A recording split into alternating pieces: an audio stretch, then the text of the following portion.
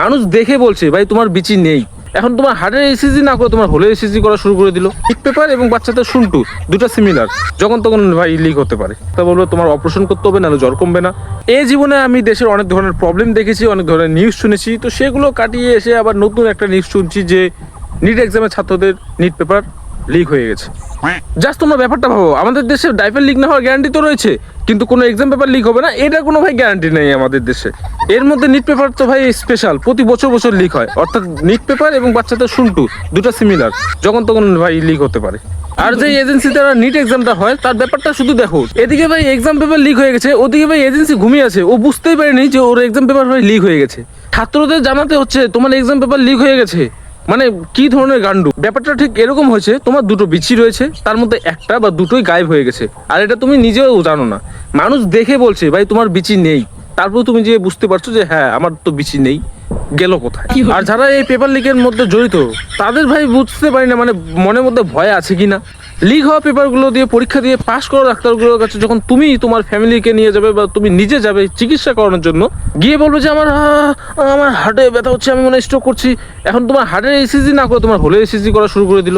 ধরো তোমার দাঁতে ব্যথা, তুমি দাঁত তুলবে, তো সেই ডাক্তারের কাছে গেলে এবার সেই ডাক্তার তোমাকে কি করলো, দাঁত তোলার জন্য দাঁতে ইঞ্জেকশন না মেরে তোমার পাছায় ইঞ্জেকশন মেরে দিল। কিরকম হবে সেই সিনারিটা? আচ্ছা চলো, তোমরা তো নিট পেপার লিক করে কোটি কোটি টাকা কামিয়ে ফেলেছো, তোমরা ডাক্তার দেখাবে বাইরে গিয়ে, এবার মরবে তো আমাদের মতো সাধারণ মানুষরা। আমরা যাবো একটু জ্বর হয়েছে ডাক্তার দেখানোর জন্য, ডাক্তার বলবে তোমার অপারেশন করতে হবে, নাহলে জ্বর কমবে না। এবার তো ভাই এটা শুনে আমাদের মতো সাধারণ মানুষ তো হার্ট অ্যাটাকেই মরে যাবে সেখানে।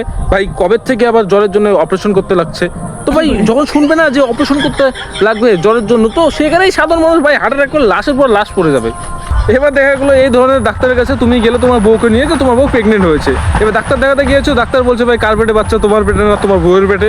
তখন ভাই সেই কোশ্চেনটা শুনে তোমার মতো মানুষের কি হবে ভাই? এই ধরনের কোশ্চেন শুনে তো সাধারণ মানুষ হার্ট অ্যাটাক করে মরে যাবে ভাই, কোন ডাক্তারের কাছে চলে এসেছি।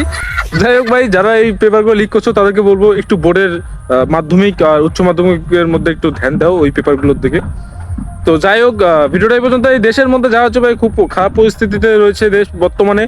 আর দেশের মধ্যে এই যে এই ধরনের পেপারগুলো লিক হচ্ছে, আমি বুঝতে পারছি না কেন কিভাবে হচ্ছে। আমাদের বোর্ডের পেপারগুলো সহজে লিক হয় না, আর সেগুলো লিক হয়ে যায়। দেখো, এটা কোনো নিট পেপার বলে কথা না, এই নিট পেপারের সঙ্গে জড়িয়ে রয়েছে কোটি কোটি বাচ্চাদের ভবিষ্যৎ এবং তাদের বছরের পর বছরের অনেক পরিশ্রম, এবং তাদের এই পরিশ্রমের পিছনে জড়িয়ে রয়েছে ভাই আমাদের মতো সাধারণ মানুষের ভবিষ্যৎ।